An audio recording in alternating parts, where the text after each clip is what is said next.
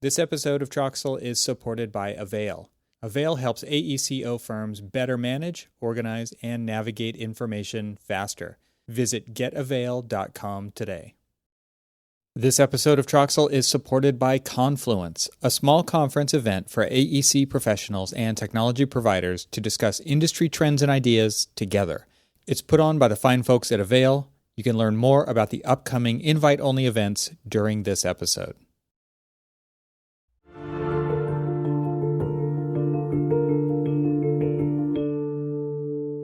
Welcome to the Troxel Podcast. I'm Evan Troxel. This is the podcast where I have conversations with guests from the architectural community and beyond to talk about the coevolution of architecture and technology. In this episode, I welcome Dr. Madeline Gannon. Madeline is a multidisciplinary designer blending techniques in art, design, computer science, and robotics to forge new futures for human-robot relations. Also known as the Robot Whisperer, she specializes in convincing robots to do things they were never intended to do, from transforming giant industrial robots into living, breathing mechanical creatures to taming hordes of autonomous machines to behave like a pack of animals. She believes that technology is a cultural medium and tunes her work to engage communities across science and society. Her works have been exhibited at international cultural institutions, published at academic conferences, and profiled at global media outlets such as the BBC, The Guardian, Financial Times, The Science Channel, Wired, Fast Company, Dezeen, and The Verge. Madeline is a World Economic Forum cultural leader, a former robotics and AI researcher at NVIDIA, and a former artist in residence at ETH Zurich, Autodesk Pier 9, and the Carnegie Mellon Studio for Creative Inquiry. She is known as one of the top 10 women in robotics industry and world's 50 most renowned women in robotics according to Analytics Insight. Madeline holds an MArch from Florida International University and a PhD in computational design from Carnegie Mellon University. She leads ATONATON, a research studio inventing better ways to communicate with machines, where they combine the innovation of a research lab with the ingenuity of a design studio to build functional prototypes of alternative futures. They are advanced scouts for what normal may look like in 10 to 15 years.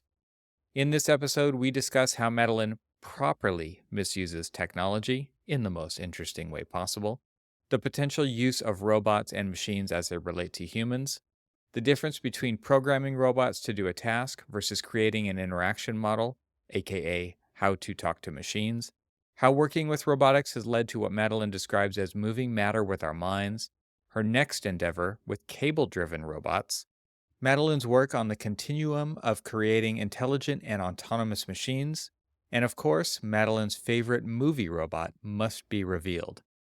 Buckle up, folks. This is a good one. So without further ado, I bring you my conversation with Dr. Madeline Gannon.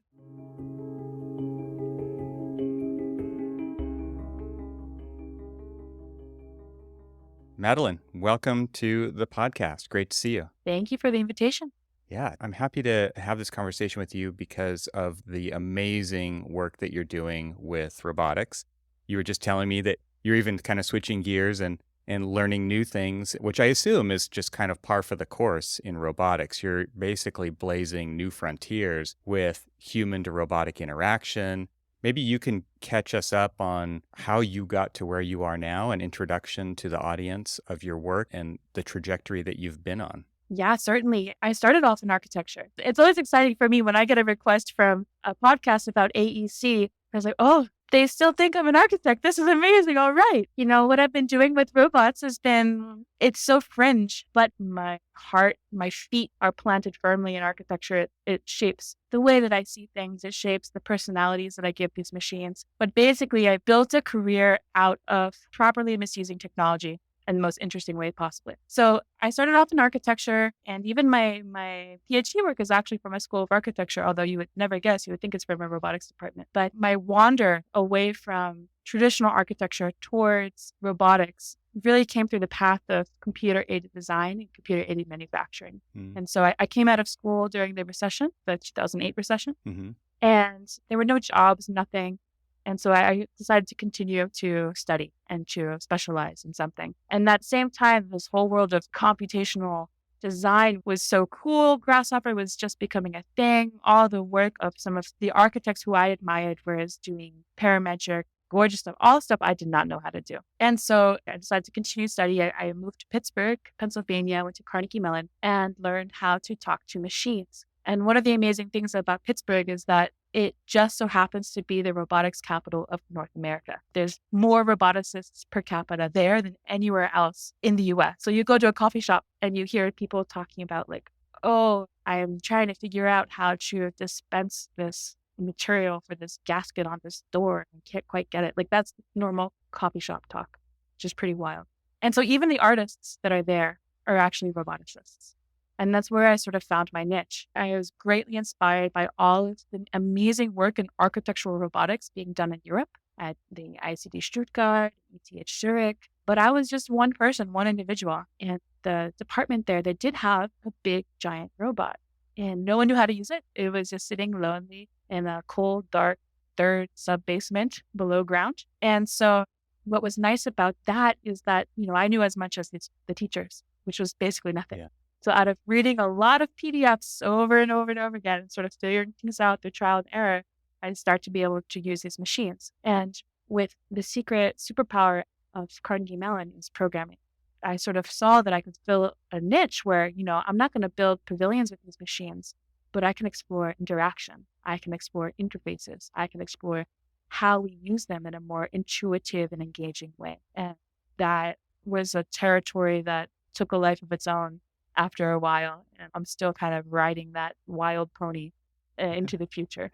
So you are the robot whisperer. It's interesting to hear the way that you talk about the robot. You said the robot was lonely down there in the sub basement. And it's interesting to me to hear somebody talk about a machine like that. And I think a lot of people talk about machines like that, but not necessarily in architecture, right? You've got woodworkers and people who use CNC and like they're intimate with their machines that enable them to do their crafts that they do. You're very similar to that, I assume. So how do you see that? Because it is interesting to hear you talk about them that way.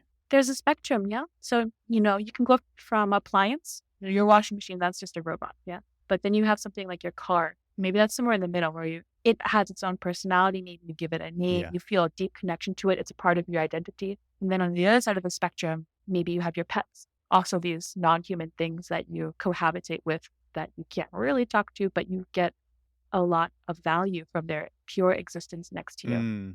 And so I think robots sort of can occupy part of that spectrum between car and pet in a more exciting way than, just doing things that are optimized and efficient and automated. It's interesting to hear you even talk about a washing machine as a robot, because I've never thought of it that way. I think of it as a machine, but yeah, robots are machines. It's like a categorical, maybe slight nuance to all that. I've owned a lot of cars. I don't think I've ever really given my cars names. I think I've owned like 38 cars. It's a lot of cars, okay? But only 2 robots. And those are both what I consider robots. I've had 2 vacuum robots. I just recently got a new one that does the mapping and it draws straighter lines than the old one used to, which is important as an architect, that the lines on the carpet are nice and aligned with the walls. It is interesting to think about machines doing these tasks. And Brian Ringley has been on the podcast before, and he's doing work with Spot. Obviously, you know Brian well. And I recently heard him on a podcast talking about the utility of these machines to do things while we're sleeping, especially with the work that he's doing in construction tech with Spot going out and doing site walks and scanning and bringing that data back. But the stuff that you're talking about is, again, like on a different part of that spectrum. And you're talking about human to robot interaction. And, one of the projects that I've seen you posting on social media is the big KUKA. Is it a KUKA? I think the big robot with the big googly eye on it. And it is amazing how what seems kind of like a silly little thing makes it way more, I don't know, what's the word? Attractive? The way that you interact with it, it makes it more human or less maybe, I don't know, it just seems more approachable. Is that really the root of your work there? Is because the utility of robots is unmistakable, but there is this hurdle that we have to get over as humans. Everybody wants to kick the Spot robot away from it and see what it does, right? Even one of the latest episodes of The Mandalorian, like where there's the drones walking by, the Mandalorian is kicking the drones, just like people would push on the Boston Dynamics robot and hope it doesn't turn around and Kick back. yeah, kick back. And you're breaking down those barriers with your work in robotics. That's really what it seems like. For me, I see that we're in this amazing era of technological telekinesis, right? Our technology is advancing so fast that we're reaching the point of supernatural powers. And maybe it's a framework of magical realism, maybe it's a framework of telekinesis, but the idea is that we can move matter with our minds just with good software interfaces with the animate machines that are roaming around us. It's interesting how quickly the technology normalizes. So, you think of a washing machine, I've never really thought about that as a robot, but you call your vacuum a robot vacuum. Yeah. Right? What's My more daughter, autonomous? she's 3 years old. We have a robot vacuum too, but she's going to grow up just calling it a vacuum, right? Like the distinction won't be there for her at all. Yeah. And we think about that too. Like there are more robots than we imagine there to be in general. Like the Super Bowl, there's robot cameras that are flying around getting those shots. Rihanna's halftime show, those platforms, those were cable robots moving things up and down and all around. As soon as it becomes normalized, we don't acknowledge it as a piece of technology anymore, which is such a beautiful part of how our brain works. Yeah. The project with the big giant googly eye was trying to take an idea to its maximal and a little bit absurd, but also recognize just the power of our brains to render life onto bare bones geometry. It's just a big 2-meter white circle and a 1-meter black circle. And as soon as it starts to move, we see this creature. It's no longer an industrial equipment, industrial infrastructure. It's now this otherworldly thing floating in front of you. And that's perhaps a little too pushy and attracted to you. Well, maybe you can make the distinction between that and animatronics. I think a lot of people have interacted with animatronics, which maybe you would consider those robots as well. I mean, obviously there's crazy stuff going on like the Disney side of things, the Imagineering. You've seen the Spider-Man swinging robot that lets go of the web and does a flip, and it's incredible to watch, and even how that's kind of navigating environmental aspects in real time so that it's compensating for its flight path. And the way that people have interacted with animatronics, with expressions in facial robotics, it's getting absolutely incredible, the amount of nuanced communication that happens through that. And then you've got the big googly eye, and how much we can draw from, you said it's kind of pushy sometimes, but you're basically feeling a feeling from what it's presenting to you. And you're also driving that through interactions with your body language. Is that correct? Exactly, yeah. What's amazing about our lower level brains, our mammalian brains, is that it receives these kind of low level frequencies that we just can't turn off. It's just our instinct to begin to analyze things as soon as they move. And is this friend or is it foe? Is this going to eat me? Should I run away? And that is, I see, such an immensely potential interaction medium for working with these machines, for working with technology in general, for AI systems, robotic systems, because you can begin to pierce everyone's attention just by doing these low frequency gestures. For animatronics, a lot of times they want to do high resolution. You want to see the eyebrow move in 16 different ways, and they're going for realism. And that's amazing. Disney Research is one of the leaders in the world in robotics research. They do amazing, amazing things. A lot of times because they have the most interesting problems, right? It's driven by their movies. It's driven by their theme parks. It's a really, really great place to work too. But that's not the only answer, I guess, is what I'm trying to show. There's a lot more accessible ways and nuanced ways to still connect people through technology in a more contextual way by doing things that are just tuned and sensitive to their environment. And maybe that's where my training as an architect comes through. I see it like you go to architecture school and the gift that you're given is a hypersensitivity to how people move through space. And learning how to talk to robots, like all of a sudden I could give them those same nuances and those same sensibilities and have them sense and respond to people in a way that I guess it's just a lot more lifelike and a bit more has a breath of consciousness that we don't yet always see in our automated systems, in our technology at all. I think we're heading in that direction. I think I'm just a little early there. For me, at least, that's a way that I would like to interface with technology, where it's beginning to anticipate what I would like rather than me having to command it all the time. Right.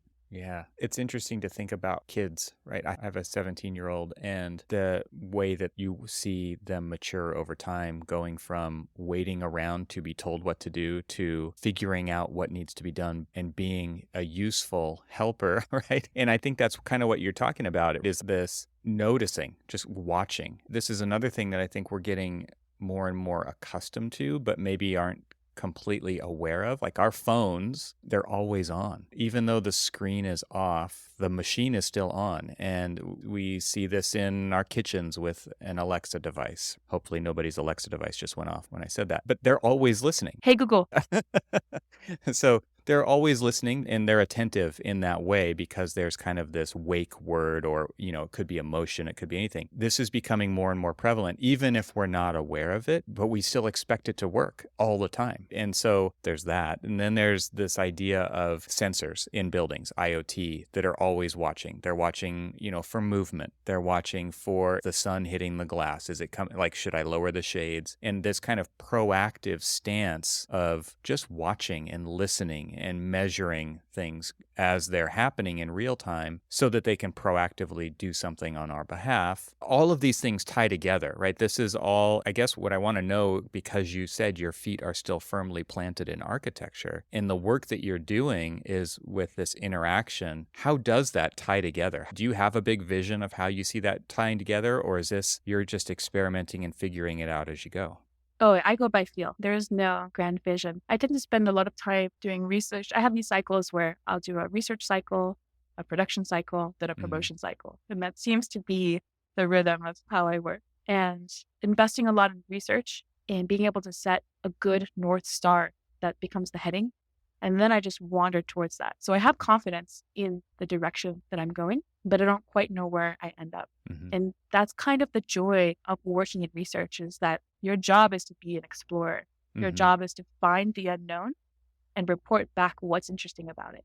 I'm writing down some notes here as I'm thinking about some of the things you're talking about here. So when you set a direction and you're heading in that direction with your latest work, you said you don't necessarily set where you're going. So what are some of the surprising things that have come up through this latest round in this latest project? So it's early days. I'm doing a new project that is trying to create open source kit for cable-driven robots. And cable-driven robots is a relatively new area of research in robotics, maybe about 10 years old, which is a really nice sweet spot because there's a lot of work already done by people that are much smarter than me in terms of control software and the fundamental technology. But there's a lot of overhead for creativity and interaction that, because the community is so small, the arts and design have not yet come in to really showcase the full potential of what it can do. And so that to me that's when I start to get goosebumps. It's like, okay, there's something here. There's something here. I don't know quite what it is yet, but it's going to be at least valuable to a couple different communities. And so what I'm often surprised by is how much knowledge I can find on the internet. And then on the flip side of that is also how much knowledge my friends have, and balancing that with getting schooled on a brand new subject matter, coming up to speed very quickly, and then reaching out to my community of friends to really get deep wells of expertise to sort of get things kicked off quickly is always it's been a lovely way to operate in this world. This episode is brought to you by Avail. Avail is the content management system you deserve. With its beautifully simple interface, Avail makes it easy to manage, organize, find, and use your information. Designed by designers for designers and engineers, the Avail platform takes advantage of visual acuity, allowing for a visual audience to identify what they need in a couple of clicks. Avail is designed to serve any content type from any file location and allow for simple, fast deployment of your content. Plus, thanks to powerful integrations with Revit and other applications, you can seamlessly incorporate Avail into all your workflows. Say goodbye to the headache of locating and managing content and say hello to efficiency. To learn more, visit getavail.com. Avail, the information you need faster. What do you think the advantages, or what do you see the potential being in cable-driven robots? So if you think about cable-driven robots are basically a big winch. It's a motorized winch, a spool of wire or cable that you can tell it to unspool and then spool back. And when you connect two of them together, now you can move in 2D, and four of them together, now you can move in 3D. And there's crazy, if you really want to get nerdy into this, you can go on YouTube and look up cable-driven parallel robot, CDPR, and you'll see some that have people inside as the end effector, inside the end effector, getting whipped around the room at very high speed and very precisely. And so what's amazing about them is that, how do you do an installation with robots that fills a courtyard or an atrium or an arena? That Googly Eye project that I did, that has the biggest robot that ABB makes. It weighs 10,000 pounds. It's 14 feet tall to its shoulder, so it can reach I don't know, 5 or 6 meters tall. It's like standing in front of a Tyrannosaurus Rex. I can't scale up any bigger than that with that Yeah, robot, right. But all of a sudden, I just get a bigger spool with bigger cable and attach that to the same motor. And now I can span a wider area and pull bigger things and move them faster. And I think there's a lot of potential there to begin to explore large scale immersive experiences that don't have screens, that are really about our physical world and connecting with our physical world. And again, that's also my bias as an architect, right? I want to bring all of the magic of the digital into our tangible physical existence. Yeah, I'm getting off of the screen into 3D space, right? I was thinking as you were talking, and then you nailed it there, right? It was like this idea of performance, and maybe not just even entertainment, but I'm sure that's obviously an aspect of it. And that really gets back to even the work you're doing with the googly eye, right? It's the way that this robot moves spatially.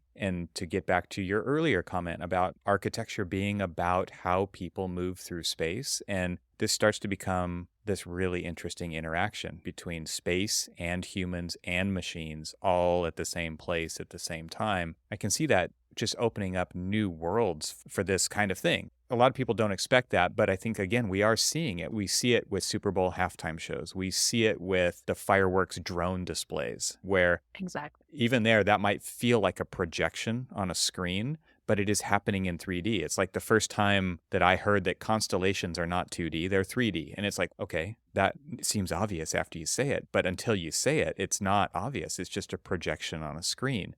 And so I could really see some interesting outcomes from that type of interaction and that kind of work. And it seems like you're driving, or you're designing interfaces to drive these performances through human movement potentially, or again, the robots are watching for us. I remember watching a video of you with the googly eye robot and using your hand to basically guide it and tell it what to do based on a gesture in space. And so there's a lot of really interesting potential there. Can you speak more to that side of things and like that interface design? I assume that's where a lot of your research actually is how can you start to communicate with the robot that it's not through code and it's not even through verbal communication, but it's through these gestures. Exactly. Like for me, interface is everything with the technology. Mm. And I sort of relearned that lesson lately with ChatGPT coming out, Mhm. right? So you have a large language model that was about a year old, and the technologists developing it were so underwhelmed with its performance because they had the latest and greatest yet to come. But all of a sudden, you have a good interface that lots of people can use, and it takes the world by storm.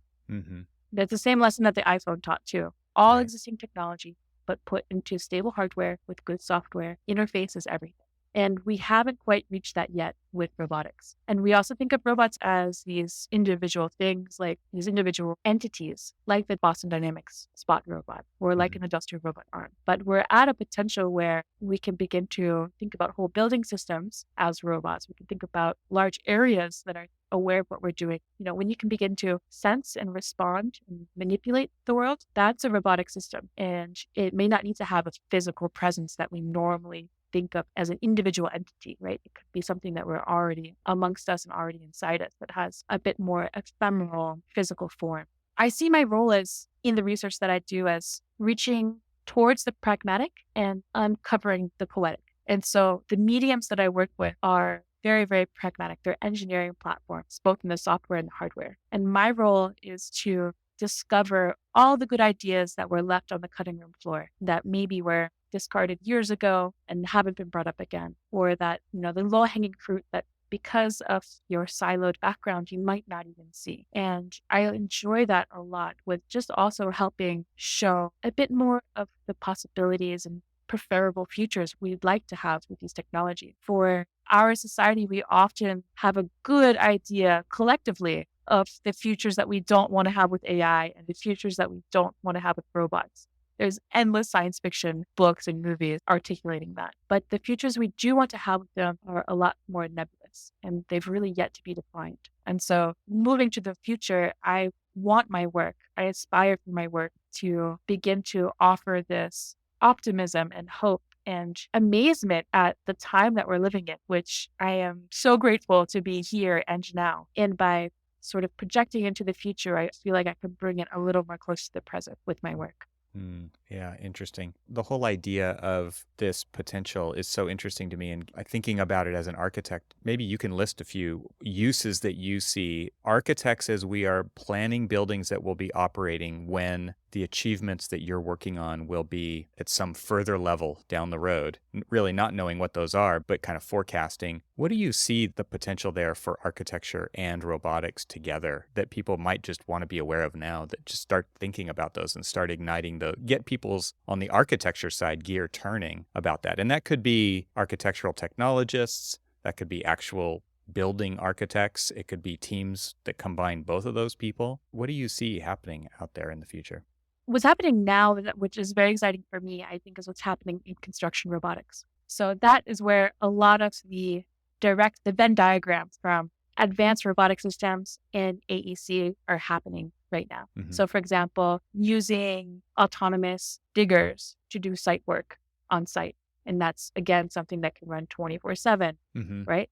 And can begin. So you do your site prep and your site is prepped by the time you get to the site is pretty fantastic. There's a lot of work in architectural robotics that for the past 10 years, 15 years, it's really just been about discovering what we can do with this technology. And the next 10 to 15 years is really beginning to bring that out into industry and apply it in a meat and potatoes way, in a hard engineering way. It's exciting to see it. I don't want to say mature, but I'm excited to see it expand outside of architects talking to architects about architecture. For the futures that I hope to have, and we have environments with robots roaming around, like hospitals are a great example. There's tug robots that are delivering non-essential towels, things between central storage and an individual patient's room. Or warehouses, where warehouses are employing more and more people every day. And so for those interactions to be better for everyone involved would also be great. There's already places where it's very normal to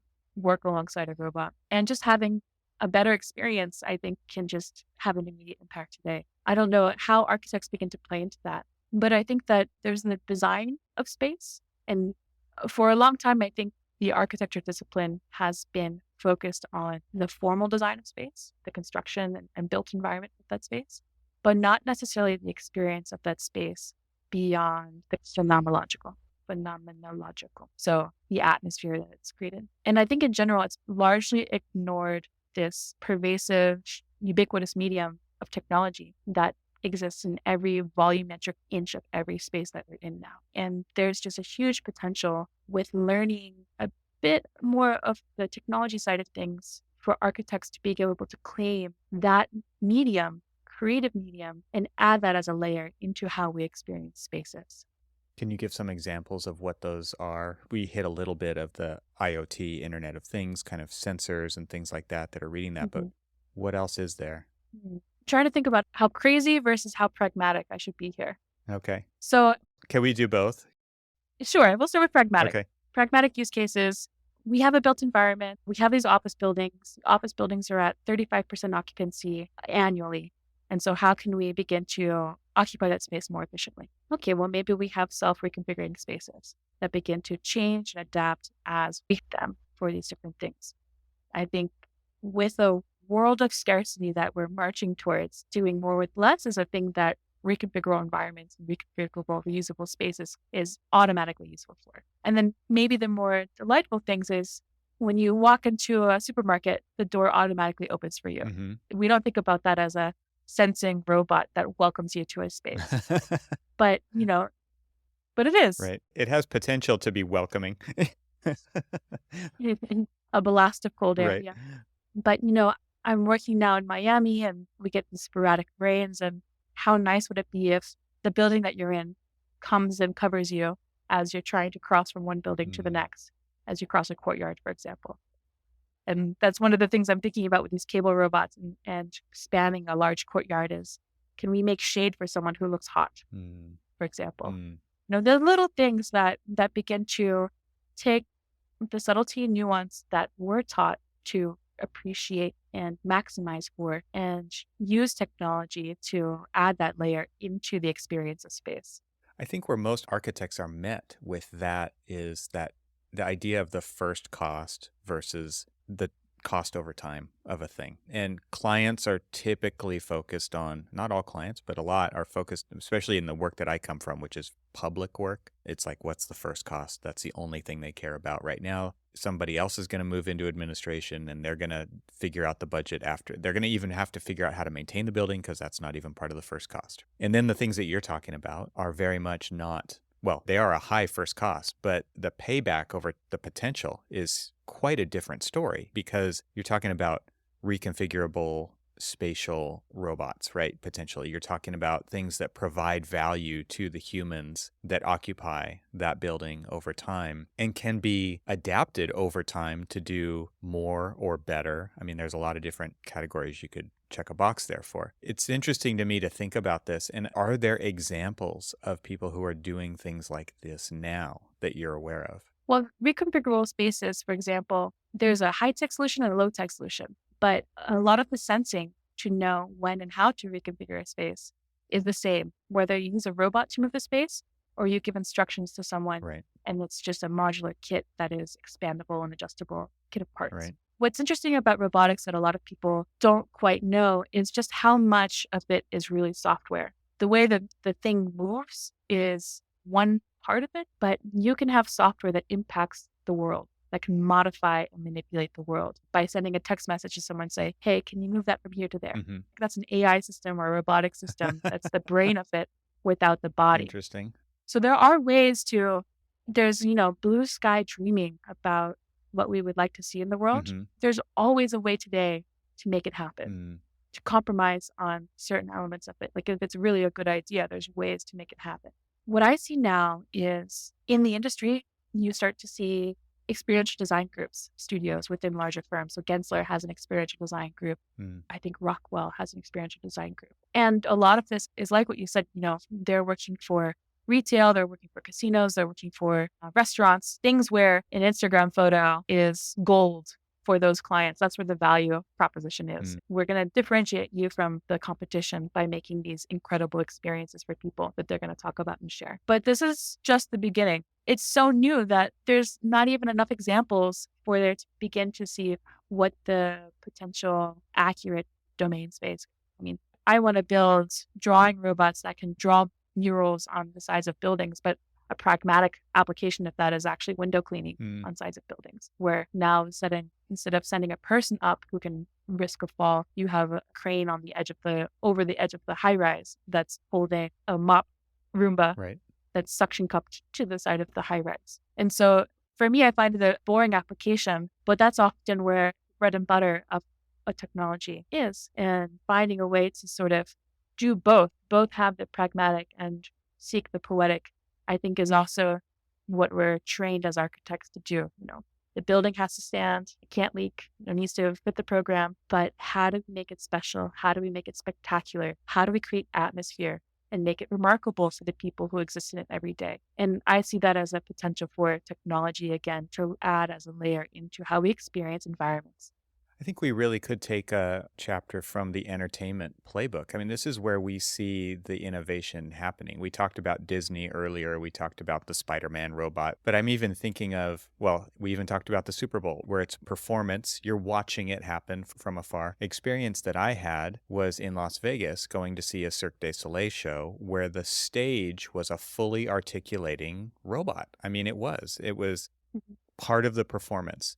The stage would lift, it would become a giant wall. It was an amazing performance to watch because I think part of it was just how unexpected it was, not knowing anything about the show before we went to see it. And then when you see it unfolding in front of you, that story that's unfolding in front of you, that's fully enabled by this fully articulating stagecraft performance piece robot. And I think it's really interesting now to think back that that was a robot doing that, right? It was like the robotic arm that you're working with, but 10 times bigger because the Yes. entire stage platform Carrying people. I think the performance was called Ka. I don't know if it's still playing there, but there was like arrows being shot from behind the audience from performers. Not really, but that's what it felt like. And they were hitting this stage. And so these arrows were coming out of the stage instead of going into the stage from underneath. And then acrobats were swinging and playing off of those arrows that were sticking out of the stage because the stage had gone from being a platform to a wall. So not only is it supporting the people who are the performers, they were swinging and flailing like it was like the Price is Right Plinko machine of people, right? And they were coming down these arrows and falling and twirling around them. And it was an amazing sight to behold. So I get back to this idea of architects taking a chapter from the entertainment playbook. It affects so many things: video games, movies, entertainment, visual effects. Back to, we can steal ideas from them because they have this recurring revenue of people buying tickets to see the things or to play the things or to do the things. We should just charge admission to go inside our buildings. We'll be set. I think a place where you see this as well is in airports. So airports, public arts funds will often have kinetic sculpture that begins, it has a purpose. Sometimes it's part of the wayfinding. So you'll have something that undulates to guide you, or sometimes it's there to calm. Travel can be quite anxious sometimes as well. And so that's where you start to see these robot art begin to help create atmosphere. And that's probably a more tangible, everyday way where you actually will come across immersive robotics in a day-to-day interaction. Right. This episode is sponsored by Confluence. I've invited Randall Stevens, the CEO of Avail, to tell you about it. In 2019, we held the inaugural Confluence event, which was designed to bring together the product managers, the technology developers that are working on the products used daily in the AEC industry, and put them in the room with the design technology leaders from the practice side that are actually implementing and using these technologies. The goal isn't to sell anybody anything at these events. The goal is to get a better understanding of what's working, what's not working, and what would be the best products to develop to be implemented in the AECO industry. We've held these 3-day Confluence events the past 4 years and attracted over 100 attendees. We have an exciting agenda plan for our annual event in October. The theme this year is going to be focused around AI and machine learning and its applications in the AEC industry. You can learn more about Confluence at getavail.com/confluence. Well, what are we missing here? Maybe you could tell us a little bit about some of the previous projects that you even have done, more recent history, but before the googly eye. Like, what has been kind of looking backwards and connecting the dots to cable robots now? How have you gotten to there? I feel like I've done every possible thing on every possible robotic arm platform at this point. And so for me, I'm ready for a change. I stumbled into robotics by accident, basically. A lot of the work that I had been doing before my robot taming series was about interaction design and computer-aided design. So making the computer-aided design and manufacturing tools that I wish I had. So I was designing software that let you 3D scan your body and drape really intricate forms using a gestural interface to make jewelry for your body that you can 3D print, and it fits you right away because it was built for your body. And then taking that out of the computer and actually projecting it onto your body. So now all of a sudden you have a bracelet design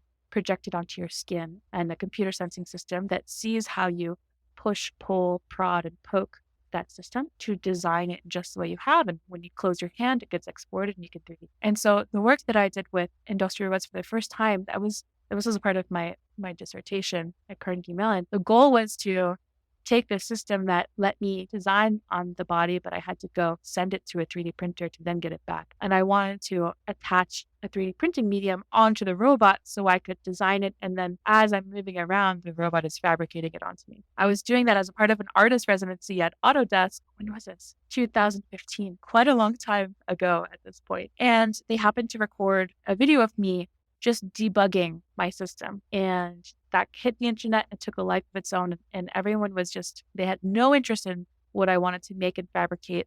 They were more interested in seeing this person standing in front of this beast of a machine that looked like Could Crusher, but decided not to. And for me, that was a revelation. It was, again, seeing the poetry in this when I was really at it from a pragmatic standpoint, that the motion that this thing has that doesn't look like us, can't talk to us, has no way of really communicating, but just from the way that it moves, people began to read animism into it. And what a weird discovery that that's an entire interaction medium that no one had really explored before, not in construction robotics at all. Right. And I think, you go into Hollywood animators and they're like, yeah, duh, motion expresses, feelings Right. and communication. You look at Wall-E. Wall-E barely has any dialogue. Right. And it's just the motion beeps and bloops that begin to pull at our heartstrings. Animators have known this since the 1940s, and we're just now discovering how to begin to apply that on our physical world.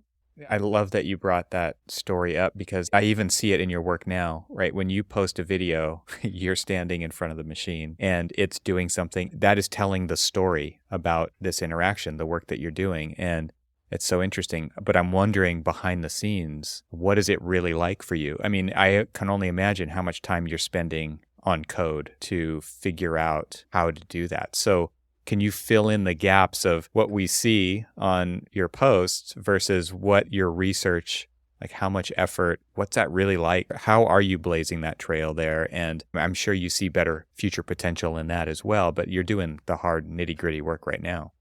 It's been a long journey for that. And so every iteration gets better, every iteration gets faster. But every time I use a new machine, it's like a different thing altogether. If it's a small robot, its presence feels different, it moves different. It might be faster and more nimble and more snake-like versus the big ones that feel more like a lion roaring at you because their motors are so big and they lumber around a bit. And so I try to be inspired by the individual machines that I was using. The project in Zurich, basically, I've gotten by having really, really cool friends that have really, really cool equipment. And I operate in a very nimble way, a very quick way. I work a lot in simulation, and it lets me move very, very quickly. And so I can drop in to Zurich while they have a 2-week break in projects on their 4 ceiling hung industrial robots and do a performance with it and not be too disruptive to what's happening there.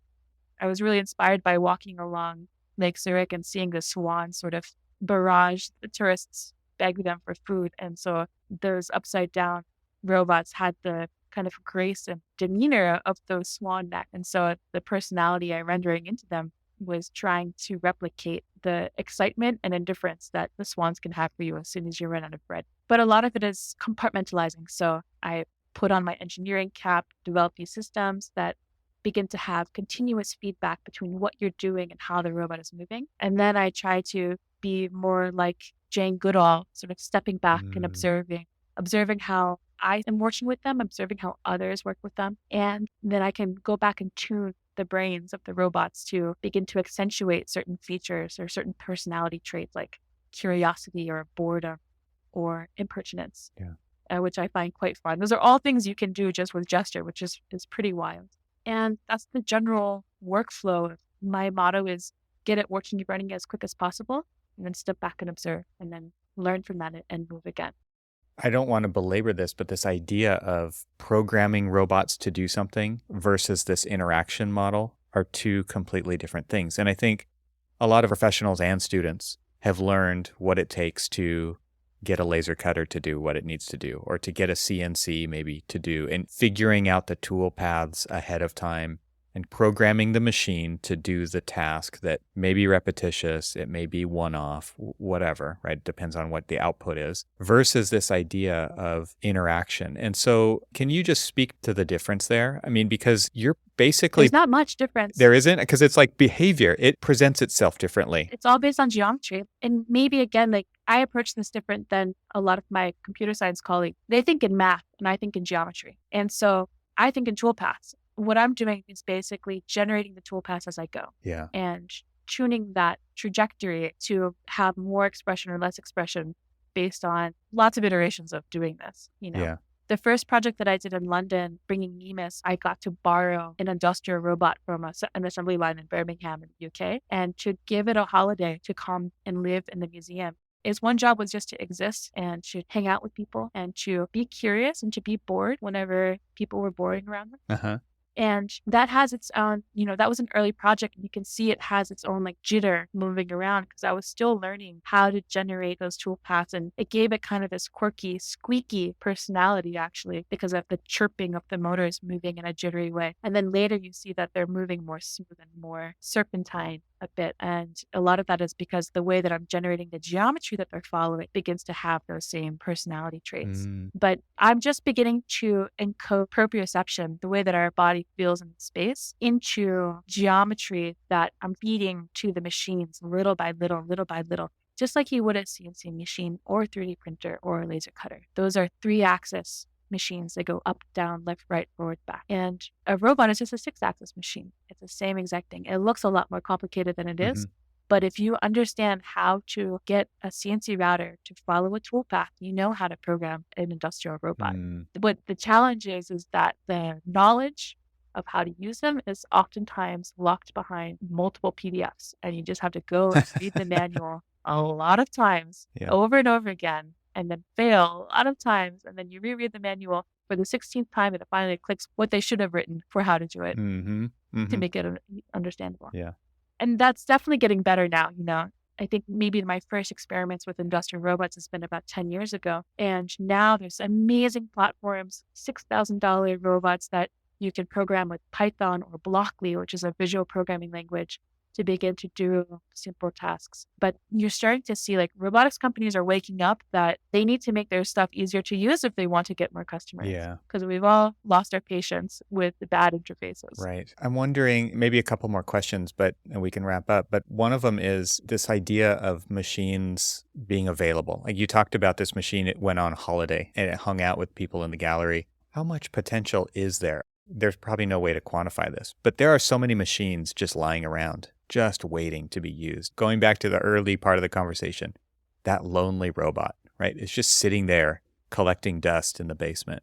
I mean, do you really see a huge amount of potential? The answer's obvious here, I think, but maybe there's something we could tease out of this. With all of the machines that we have at our disposal, the promise of a 3D printer in an architect's office is that it can be building models while you're doing something else, right?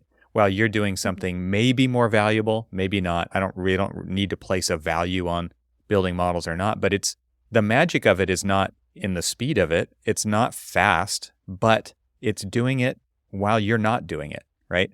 The idea that Brian talked about was Spot. It's going through the buildings at night so that in the morning you have information to make decisions based on what it captured. And so the kind of untapped potential of all these machines that are sitting around us to do incredible things that we wouldn't have to do just seems obvious. And yet at the same time, it's everywhere, right? I think maybe this is, again, my bias always towards interaction, but I sort of see the role of rapid prototyping machines, 3D printers and laser cutters, even robots, as one aspect is that they can work longer and do things that you can work in parallel. So you begin to optimize for that. But they also begin to remove all the friction from a crazy idea you have to getting something out in the physical world. And I think that is really where a lot of the potential where interfaces like this come from. So where the technology is really undervalued. You don't have to think and wonder about something. You can just go try it and know in a couple hours whether it was a good idea or not, or you can learn by doing a lot more than before we had this technology. For robots in general, like the future that we are collectively racing towards is that machines will be autonomous, intelligent, and autonomous. And by definition, we're going from a paradigm of controlling them directly, programming, please do this, then do that, now do this, thank you, go away, to implicitly programming it. They have the autonomy to decide where and how to move. We're giving up that agency to them. And if I'm sitting on an app and I'm ordering lunch and a delivery robot is going from the kitchen of a restaurant to my office, that's a point A to B. That's a transactional relationship that robot is doing. But what a lot of robotics companies have ignored completely is that machine is operating in a public space, in a public environment. And it is interacting with tens or perhaps hundreds of people on its route to achieve a task. Robotics has a task-based model that is the main value set for how well a robot is doing. But as they come out of the lab to live in the wild with us, they also need to be good citizens, good neighbors. They need to be attentive. There's so much of their existence that is outside of that one task that they're doing. And we need to have good interfaces that make that a pleasant and beneficial experience for everyone. It does seem like there's a lot of room for delighting and sensing opportunities to do things like that in that goal-oriented paradigm that robots operate under. It could be, the delivery robot goes and delivers the food, and on the way back, it picks up garbage that it happens to pass.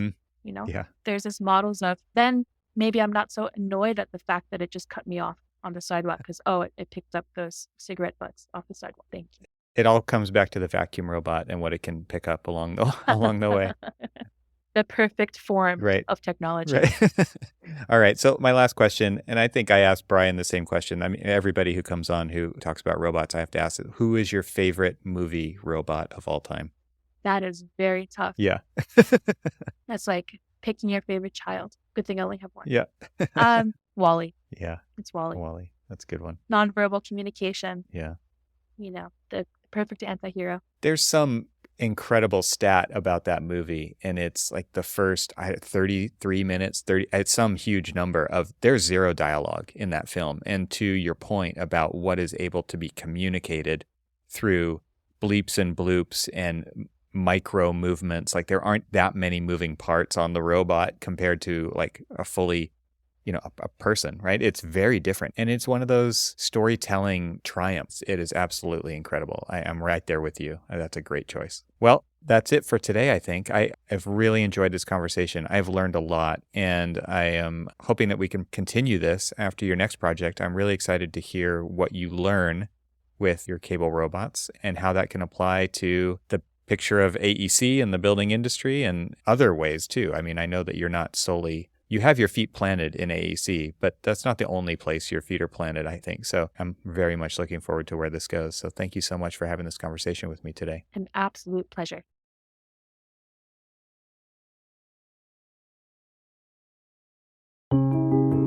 Thanks to our sponsors, and thanks to our members this week. Find out how you can become a member at trxl.co, and I'll talk to you again next week.